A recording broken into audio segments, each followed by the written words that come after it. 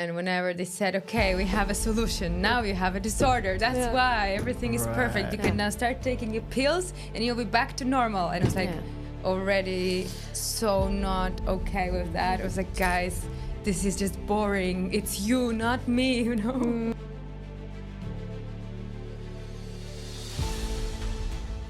Welcome back to Conscious CoCreators.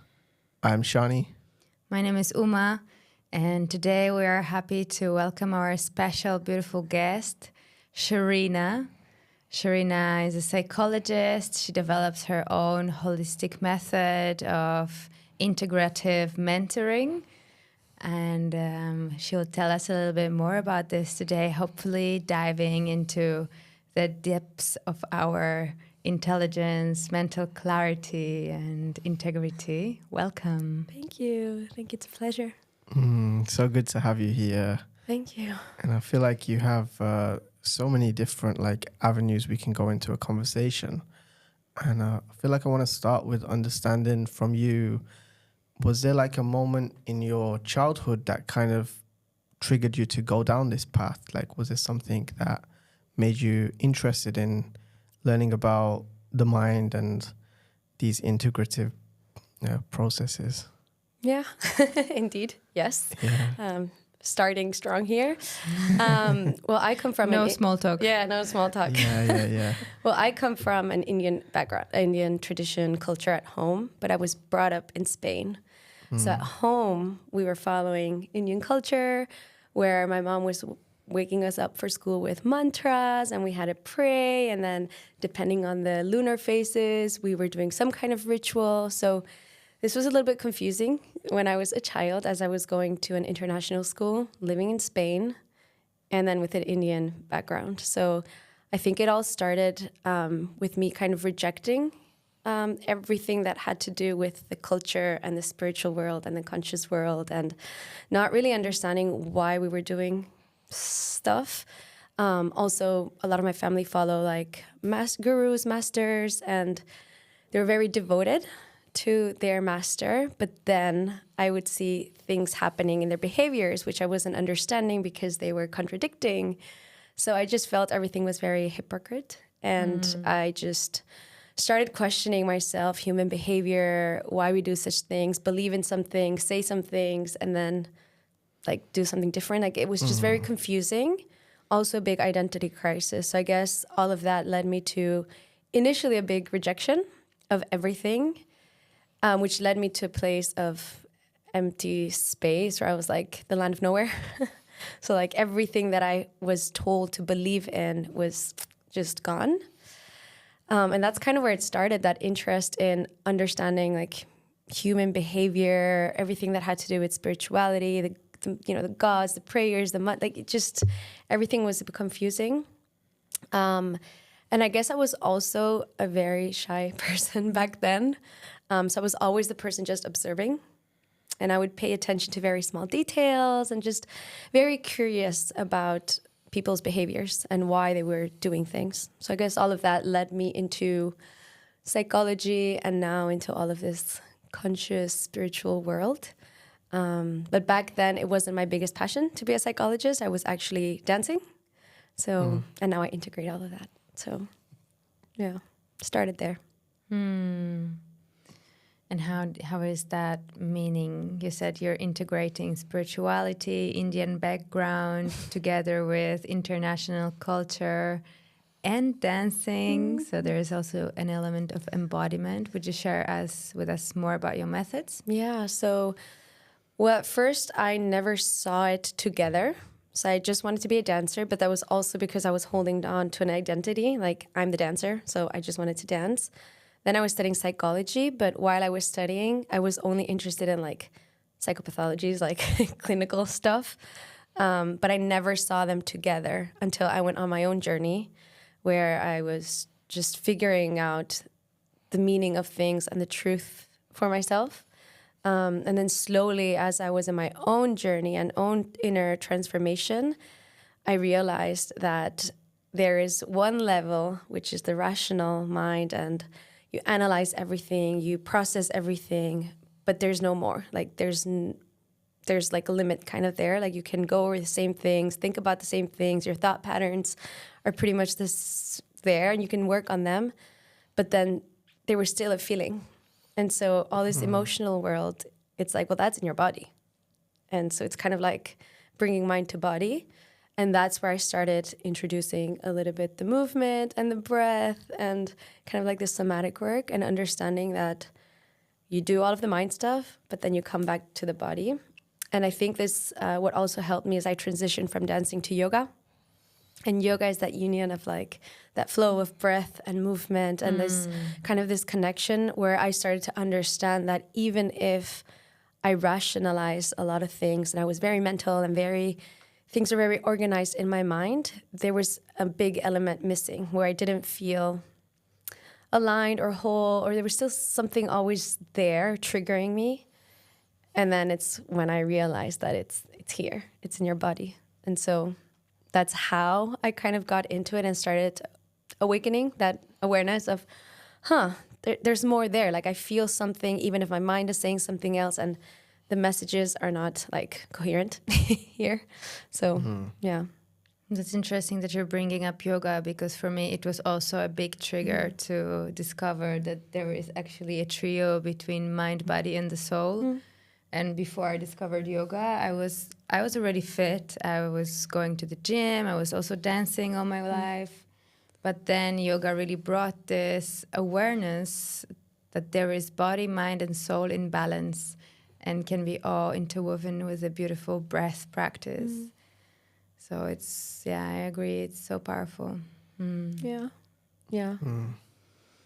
Yeah, that's amazing. And I feel like a lot of people, when they start in the psychology world, maybe they get just into the path of only the mind has the answer. And for you, you were like exposed to all these different cultures and these ways of thinking, and it made you see things from different perspectives. So yeah, I was wondering, like, what do you feel like is a way to kind of connect it for people who are just more in the mind and trying to solve problems in a rational way? Like, how can you bring them more into this integrated way of solving issues? Yeah, well, basically it's coming back to the body. Like there is no, like all the answers are there. At least that's the way I see it. So at least for me, it was a lot of like silence and stillness in my life, which helped me first reflect on things. And then it's like, well, I feel something here and I can't condition that.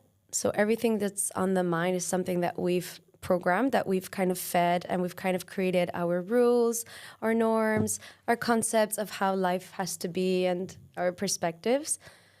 But that is something that we have created, and the mind filters to give you what you've kind of programmed there and what you've experienced.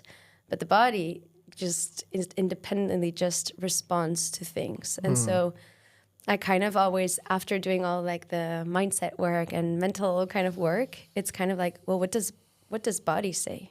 So I always actually start a lot of my work with body scans and going back to the breath and kind of seeing like, is there any part of your body that feels something, any sensations, any something? And then we kind of start from there, like, well, what does that mean that you have a tightness in your shoulder, or you have, that you have issues with your intestine and like, or that your legs are wobbly and shivering and whatever. Like your body's speaking.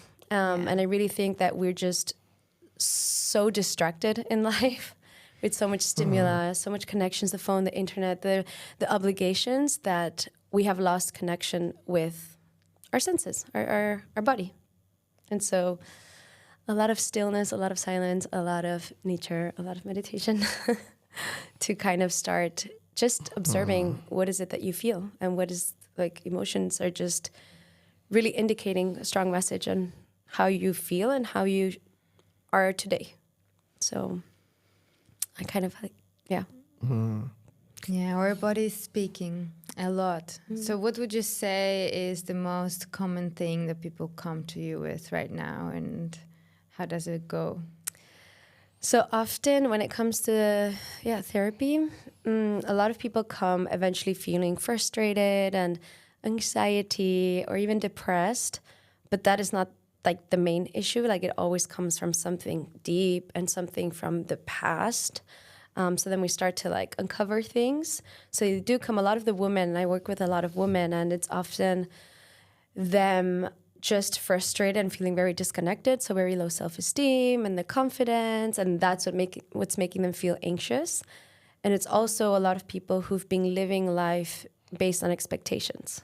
So they've been kind of a lot in that masculine energy. They go, go, go, thrive, thrive, thrive, scale a ladder of success, kind of do what's the next step that like society has kind of imposed.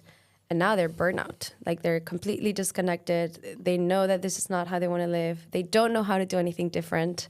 They don't know how to like take care of themselves.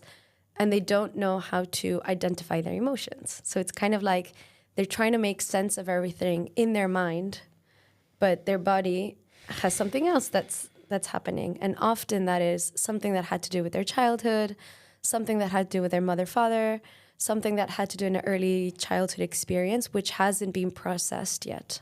So it kind of starts with this. And then as we dig in, there's always something that we, from the past, that we need to process, which hasn't been processed in the body or released.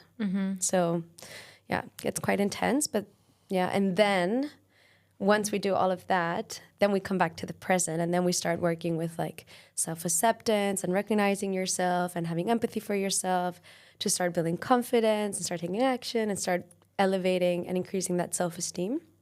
So then they can like really be in charge of their life and start making their own decisions, start doing things that really fuels them, start kind of leaving their comfort zone, and yeah, just making space for something that they do want, feeling like from a place like this is right, like this is what I want. Integration.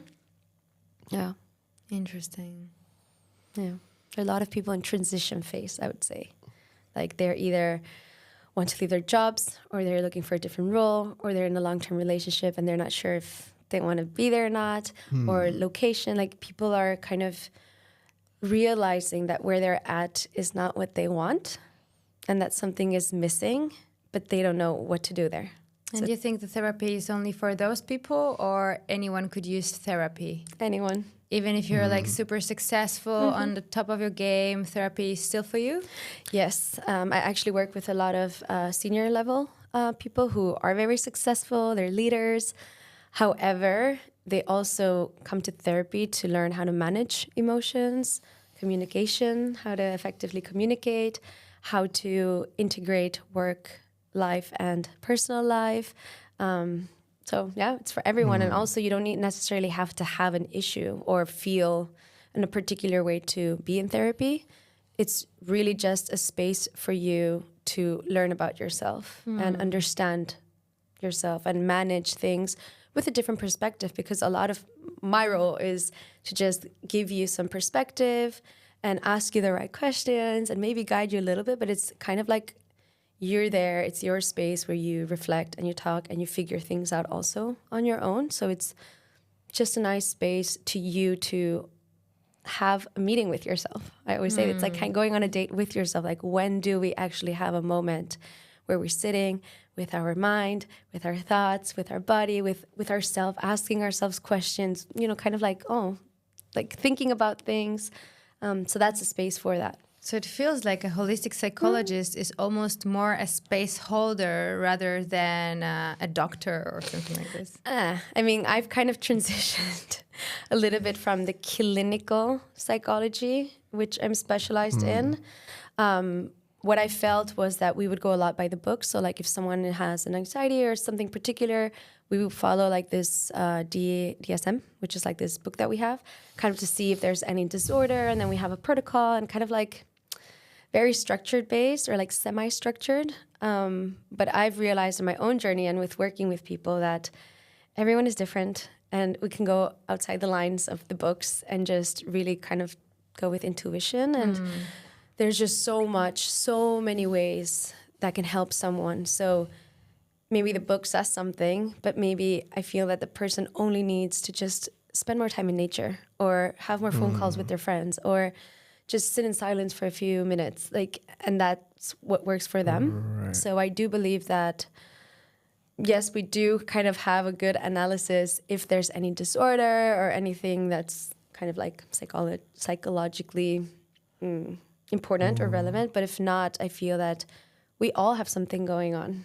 Like, it's not that... I think everyone can be in therapy or in a coaching container, and it's just to continue to learn about yourself, explore yourself, evolve, because we're always evolving anyways. So it's just learning new ways to live and to be that's aligned with you now. Yeah. So That's it. So when it comes to the clinical psychology, you described a few of their methods and how it's different for you now.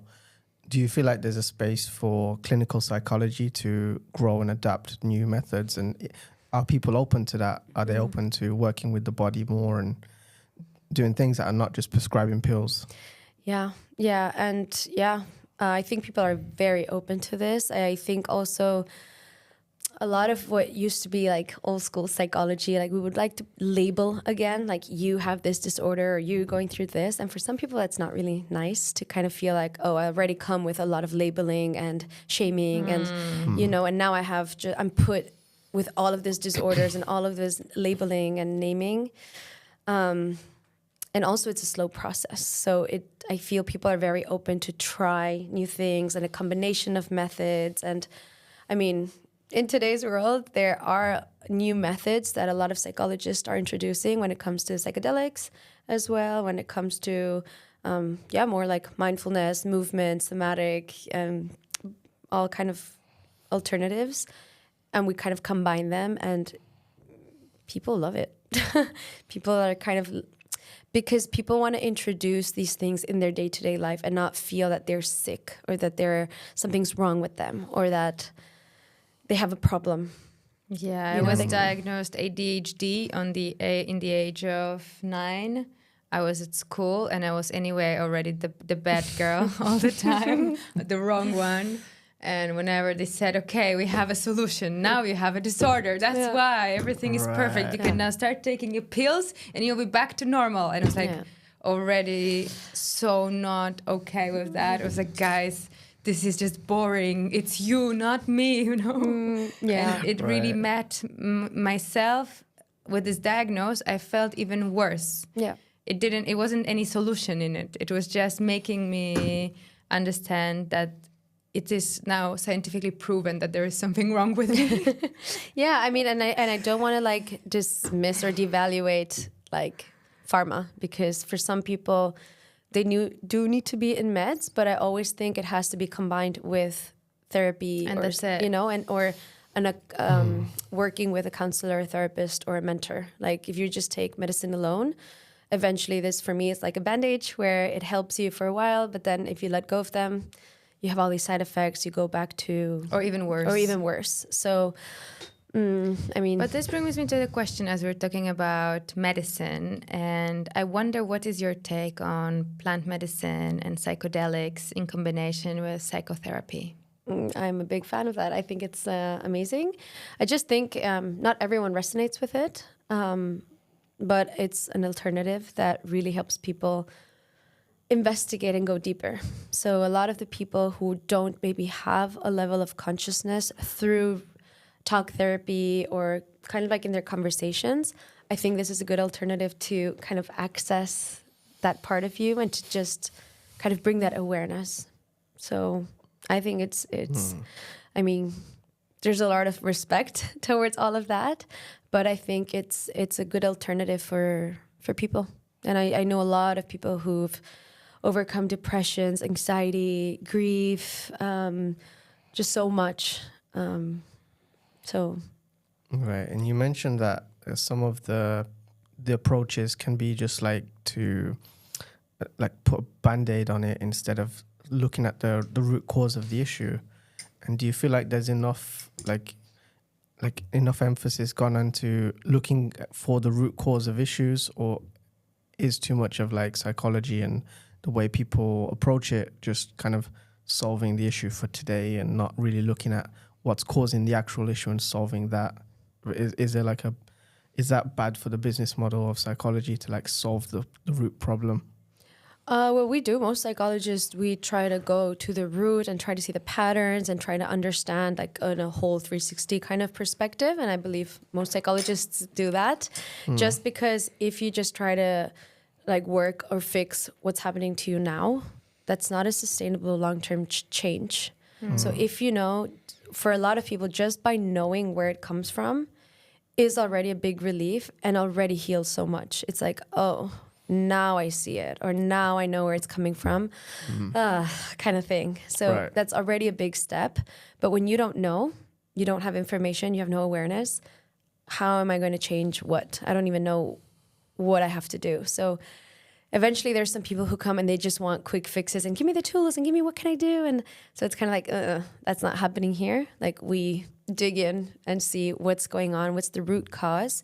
Just because even if it's very painful or difficult to face yourself or face your traumas or face your pain, it's kind of what they say, like you have to go through it to, you know, to like come out like more with more resilience and happier. So yeah, not everyone's willing to do that or is not ready yet, which is also fine. And that's it. Yeah. I was going to ask about, because I feel like nowadays there's more of a acceptance towards psychotherapy, but I think there's still a little bit of a stigma, maybe especially for men, when it comes to working on themselves, and going to therapy means that there's something wrong with me. Yeah, and I don't know, is that something that you've experienced, or how is that view changing now? Actually, working with men has been amazing, just because being vulnerable or sharing emotions or speaking about what's actually happening within you in a society perspective, which is very masculine energy, is not okay. It's like you're weak, something's wrong with you, and you're not that masculine kind of, you know? So what I've encountered is it's the first time that someone's actually asking them, oh, how does this feel like in your body? Like, how did this make you feel? And a lot of men were like, oh, I haven't cried in like ages. Like, how do you not, like, you know, like, how do you not release emotions? Like how, so it's very transformative for men. And I actually have seen that lately a lot of men are open to therapy, mentoring, like men's circles, like they're very open now to share. And there's something that I always say, like vulnerability is courage, it's power, it's strength. And it's so releasing and such a big relief when you're able to just bring it out of your system. And then from there, kind of, you know, put the pieces back together. So I think for men,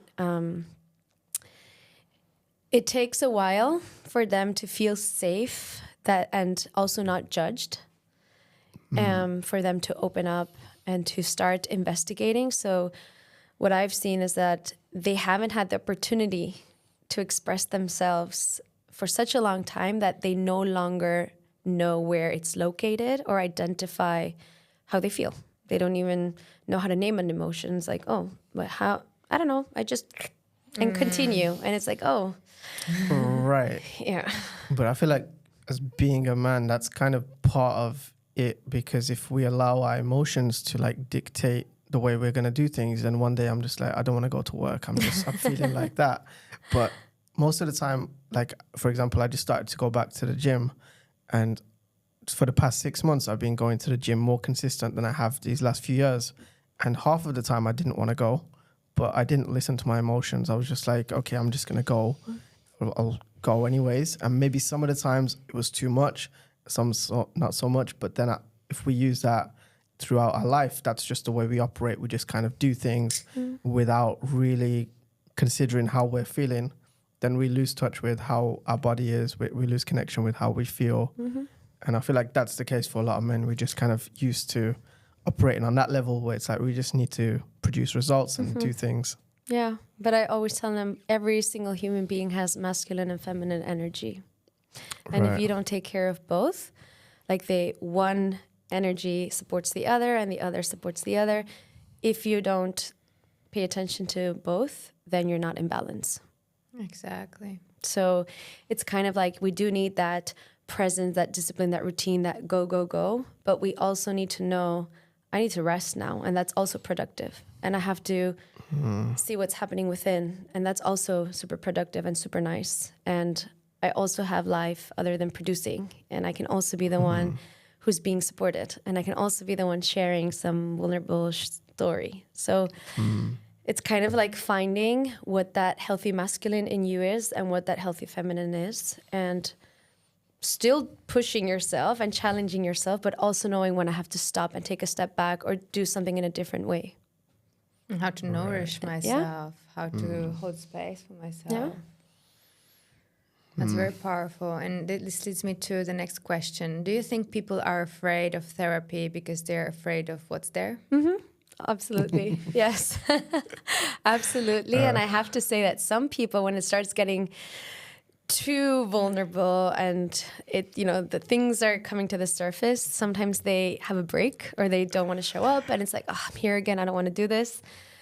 But I mean, the only way, out is through. And so I really think here the role of the space holder has to be very, very safe for the person, right? We're asking them to get naked and to be very vulnerable and share things that they've probably never shared, and discover things about themselves that they've never even noticed before. So it's very delicate. So we do need to take it slow and always make sure that someone's kind of ready. So we can't just push and force someone. It's when you want, when you're ready, and when you feel that, I'm here kind of thing. But it's very beautiful to see the breakthroughs because it's very liberating for people. Like, I do feel that the strongest emotions that a lot of us hold, especially the women, because I mainly work with women, is that shame and that guilt. And we literally live with that for so many years, and that's so limiting, and also in our body. So, yeah, it's a lot of people, and a lot of people say it as well, like, oh, I don't want to do this, like it's very scary, or I'm not ready, I don't want to face my darkness, I don't want to, but just give me some things that I can feel a little bit better. Which is also okay. Like, no one's here to judge your process. It's just when you're ready and you're willing to, then there are all kinds of ways and forms and people who are ready to support you. Yeah. But it's when the time comes for you. So we do live in a space now that everyone wants to like work on themselves and elevate their consciousness and do their inner work and go to therapy, go to coaching. And it's kind of like this pushy vibe a little bit, but I feel that not everyone is there yet. Right. And that's funny because sometimes people even want to be there yet, but they cannot arrive. And this happens to me a lot in my breathwork sessions when I receive clients and they come to the session, they lie down on the floor. I ask how deep they want to go. 10. And then they don't breathe. Yeah. Because the resistance of the body is so deep that doesn't allow them to apply the technique, because maybe so many things are going to pop up as it's the 30th thing on the to-do list today, and there is 30 other after. The body doesn't allow the surrender that's necessary to release. Yeah. And this leads me to my next question, which is how, as a space holder and therapist, how do you create a safe space for your clients to actually access this release and connect with these emotions? Yeah. Well, first of all, I would say that you have to work on yourself too, because you have to protect your energy. So for me, it's first, I actually spend all mornings just doing me. So I do my practice because eventually we all know it's an ongoing process and we all have something going on. So I make sure that I do me. So I go to yoga, I chant mantras, I do my journaling, whatever it is that I need to do for me to first hold myself and be like, all right, well, I'm ready now to be there for someone else. And then it's really like putting yourself, I kind of always do this visualization before every session where I kind of tune in with the person, and if I feel any energy, and kind of just remind myself that I'm here observing and holding space with no judgments, and also kind of connecting with intuition, like just, and sometimes you do come prepared with like, oh, we're going to work on this. And then you see someone who's like, and you're like, just let them, like go there and let them share this. So I think the person is already telling you how to guide them. They're already letting you know how they are today. And I think it's very important as a facilitator to read the person. So the body language, the way that they speak, how they express themselves, and just feel that and kind of learn how to guide based on what you see. You can't just, oh no, we're talking about this and we have to do this and push when someone is like in a different spot today. So I think it's a lot of active listening. So very mindful there, like listening. And I guess something that works with me a lot is that I share a lot of stories, personal stories as well, which helps them feel like, oh, I'm not alone and I'm not the only person having these thoughts or feeling these weird things. Like there's someone else who's also been there and who can understand. So I really try to not judge them. So like really just out of curiosity, ask them questions as to why they behaved this way and what they felt doing this, or why they thought it was nice to do it this way, and kind of like making them realize on their own without telling them like, oh, you did this and this is wrong and this is not how it should be. Kind of like just discussing it like, it's okay, it's all good. We're just here to learn. So yeah, a good way for me has been really sharing stories with them and examples, and kind of, you know, letting them know always that all matters. Like whatever you feel, whatever you're going through, big, like intense, not intense, big or small, it all matters. So just share. And yeah, and I think like that they start building trust and they start feeling like, oh, okay, I can share myself and I'm not being judged here. So, and I think that is very important. Also, now that I'm thinking about it, it's very important to keep silence in sessions. So I think that speaks much more than just constantly having to say something when they're sharing. So silence has really helped them kind of process what they've said themselves and like, oh, okay, realize things. Or if you say something, just kind of honoring silent spaces, which they're kind of like, yeah, processing, digesting things, reflecting. And this also makes them feel like, okay, she's respecting my space kind of thing. So it's a combination of things, I guess. And yeah, I just guess through experience, you learn how to hold that space. And especially most of my sessions are online, which is even more difficult to, at the beginning, create that space. So I really make sure that I'm doing my little rituals before sessions. I'm passing like Palo Santo or like any essential oils, making sure the background's always the same so they associate this is the space for them and it's always the space for them. So it's like very small things, but it really helps the person feel like kind of enter in this space.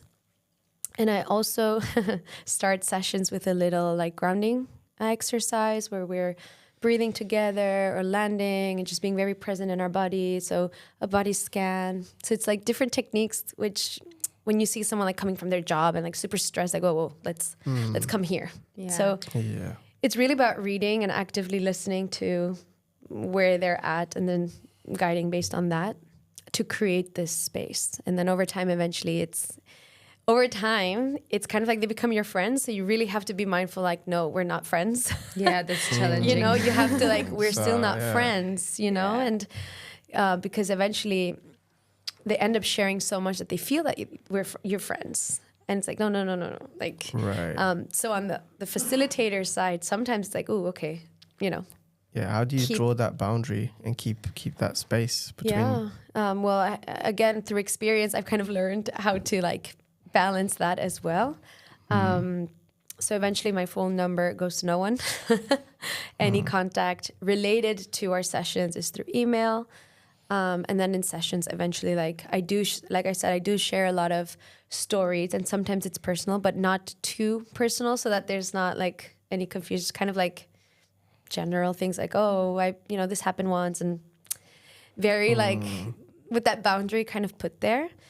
And sometimes it has happened that they also start asking you questions, and sometimes it's a little bit personal. So I just redirect and like, well, it's not about me, it's about you kind of thing. Well, you must get that people project onto you. So then maybe they project like their mother or their past lovers or something, just because you're holding that space for them that maybe they haven't got from anybody else. Yeah, it's happened a lot with men who somehow got confused because I became the safe person. And it's the first time they've actually been so vulnerable and no one has judged them. And I'm still there for them. And so it has happened a few times that men kind of got confused, like kind of like that dependency, like, oh, I love you. Like you are the only person who knows everything about me and you understand me and I can be so me here. And it's like, yes, but it's still like this Right. professional container, you know, and they're like, yes, no, but you get me, and you're, you know, kind of this thing's like, yes, but. Yeah. It's also happened with some women who over time just have this dependency and they have to check everything with you and every decision and everything. It's like, whoa, you know. I don't know if you've watched The Sopranos, the TV show. No, I haven't. I would really recommend it because it's about a mobster who goes into therapy, and that basically happens to him where he falls like for his therapist because he's projecting. Oh, I'll watch it. But I mean, it's very common that this happens, and it's very normal. I mean, that's the first step to creating strong connections and deep connections, right? That vulnerability, that share, Trust. that we resonate, the empathy, we build trust. It's like the first stages to that deep connection. So it's very normal to get confused or to even just literally fall in love or depend on the person. It's just you need to know where to put those boundaries. And you mentioned earlier that you create a space for yourself, like at the start. You hold space for yourself. So how is it that you maybe sometimes there's like a lot of energy that you have to process and a lot of emotions and trauma, and how do you stay within your own energy and like keep that for yourself and not get too drawn into it? Yeah, I mean, I have to say over the years of experience, you learn how to like not get so involved in the stories. So when I started therapies, I was working in a hospital with health disorders. So I was seeing very, very very painful cases of young women who like had like eating disorders, and it was like I brought all of that home, and it was very difficult to digest. But over time, you just learn, and you just see it as another case, kind of. So you do have this empathy, but you kind of have to, just hold space for yourself and protect that energy. So if I have a session that's very heavy, I always have a gap between one session or another, like 20 minutes, half an hour. And luckily I live close to the ocean. I go for a walk, really just process it myself, release it with some shaking involved. And then I'm back and then focus on who I have now. But sometimes it does get difficult because some stories are like very, painful, and the way that we are sharing, just you really feel it. But it's very beautiful because I learn with every story and every share, and I also feel so privileged to be able to be the one listening to these short stories and people sharing all of themselves with me. So it's like a lot of like gratitude there, like thanks for the trust, and thanks for opening up, and thanks for sharing and letting me be part of this somehow. So I kind of take it like that, and it's just really nice. I always say it's like we're working together in the journey, and there's a lot of the times that I also resonate with things. I'm like, okay, I'll take a note of this and I'll work on it myself. Like it happens. I mean, we're all human, and we all pretty much feel similar things, go through similar experiences. So, yeah. And do you feel that you attract clients who have similar issues to yours? Oh, yes, definitely. Especially now because, I mean, a lot of us work online.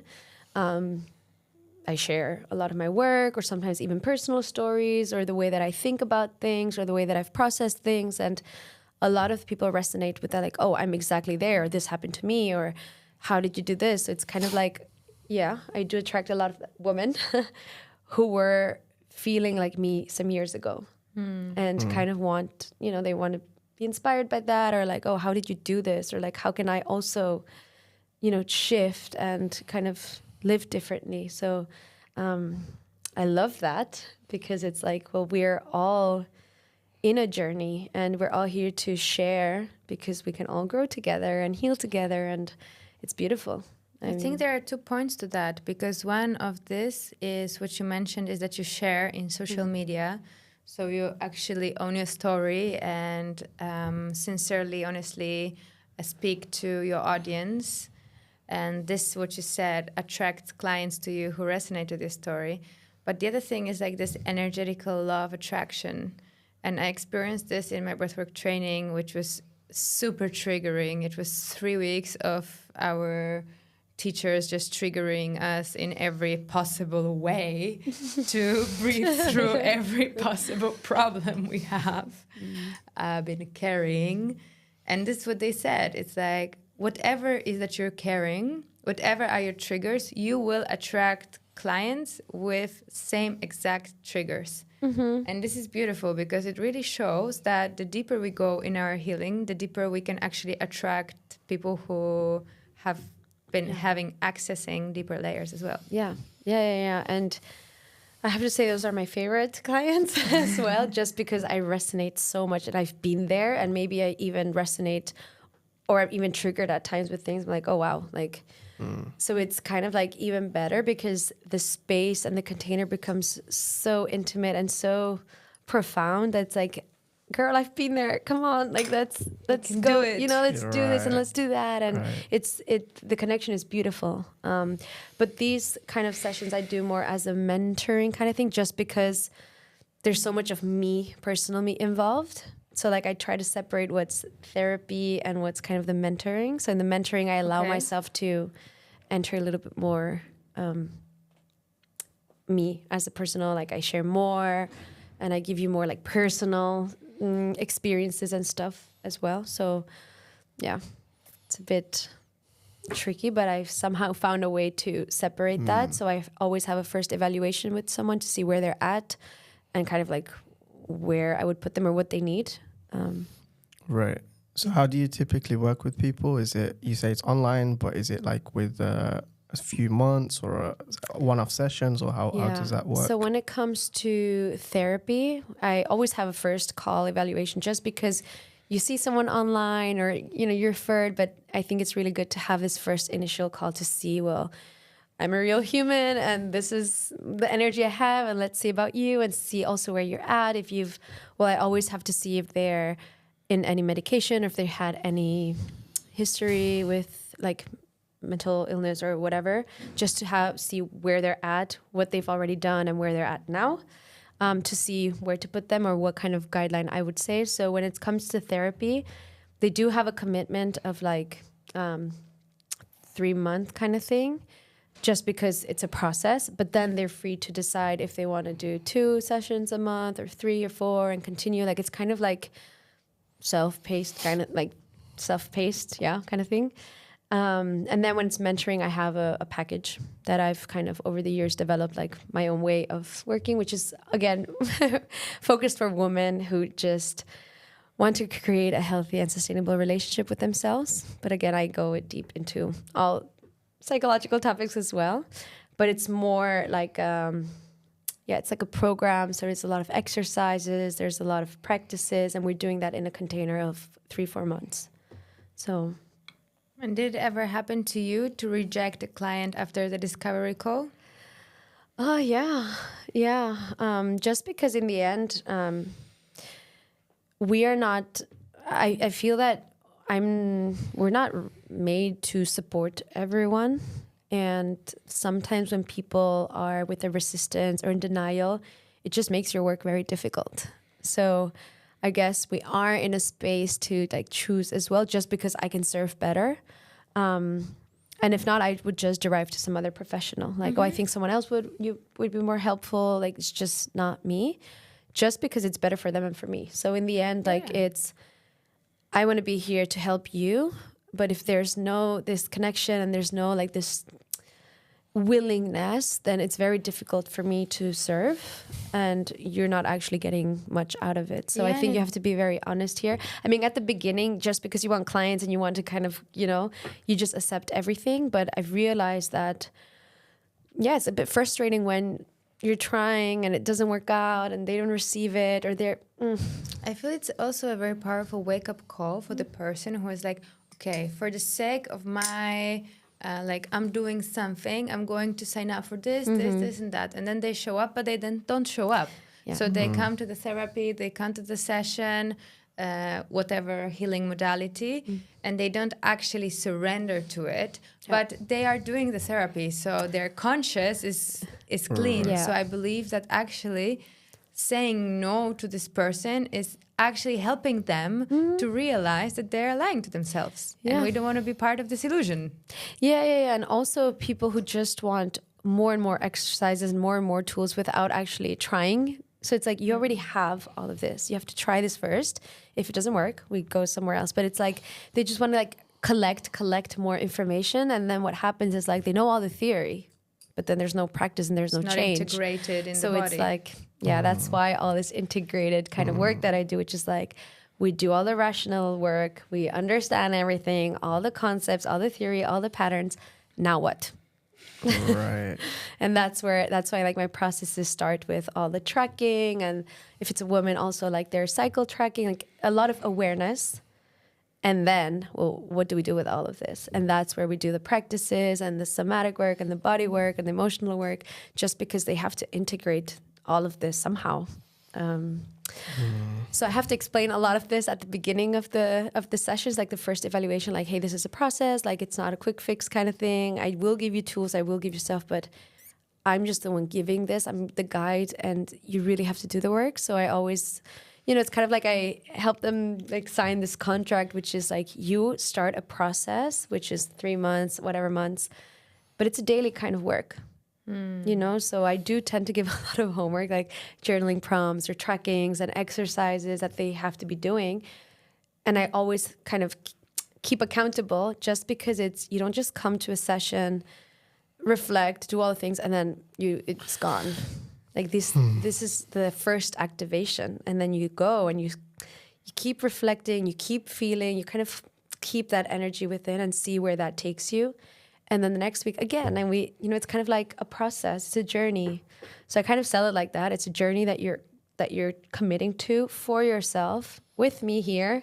But are you ready to commit? Like, are you ready to do the work? Are you ready to investigate and navigate and feel lost and empty at many times, but then discover something? Like, are you willing to be there? Yeah. And some people are not, which is also fine. Yeah. And some people start and then it's too much for them. It's too overwhelming because they start realizing a lot of things and patterns which they've never realized before. So that's like, whoa, I need a moment to digest everything I've discovered. So yeah, it's quite personalized, just because everyone's different and is in a different momentum. Mm-hmm. And that's why I try to filter like what level of consciousness do they have to be in a process that I can lead, because it's quite different. So then do you agree with the common popular saying, there is no mental healthy people, they're only undiagnosed? No, I think no one's actually broken. I think we all have thoughts. We all have emotions. Like it's just being human, and it's this thing of like labeling people and putting us in boxes. Like, you have a mental illness and you are broken and you need a fixing and you have trauma. Like, we all have something. Like, traumas, it's not something dramatic that's happened to you. You can have a trauma just by listening to a comment that has already affected you and that you weren't ready to digest. Like, it's so broad and so vague that I think everyone is in a space that we're all conditioned and that we're here to unlearn things, to learn something that is more aligned with our truth. And that is being now here, whatever your truth is now. So, yeah, I don't know. Yeah, listening to you today, I feel like one of the key tools that you bring and you share is actually being present and being with the person there. And yeah, I want to know how has that journey been for you to be more present and with your clients compared to maybe we all go through distractions in our life and it's very difficult to stay in this present. So how do you cultivate that for yourself? Yeah, so back to a little bit my story. When I finished university, psychology, clinical psychology, I was also dancing. Like, I was getting a dancing degree. So I then when I finished my master, whatever thesis, I was like, I'm done with studying. All I want to do is dance and be a professional dancer. And so I was working as a dancer, and I thought it was my dream life. I got accepted in like this, in this production company, and I was living in an island, and I had like, it was amazing. All I did was train, rehearse, go to the beach, perform in the night. Like, it was awesome. But that was the first time in my life, I think I was like 24 or something. That was the first time in my life that I was literally alone. Like, I was living by myself. I had to manage myself. I had a lot of time for myself. And that's when I practiced stillness. That's when I was present. And that's when I started to hear what was on my mind. And I started to reflect, well, what do I think about this? And what about this concept? And what do I like? And then I realized I actually had no idea who I was. Like, I was just someone living out of expectations and what my mom said and what my friends said. And like, I had no idea who I was. And that was the first moment where I was like, oh, okay. So I started journaling without knowing the power of journaling. And I was just like reflecting. And the more I thought and the more time I spent with myself, the more confused I was. So I was kind of in this empty spot, like, oh, if I'm nothing of what I thought I was, then who on earth am I? Like, what do I think about success, friendship, relationship, job, stability? I had no idea about nothing. I don't know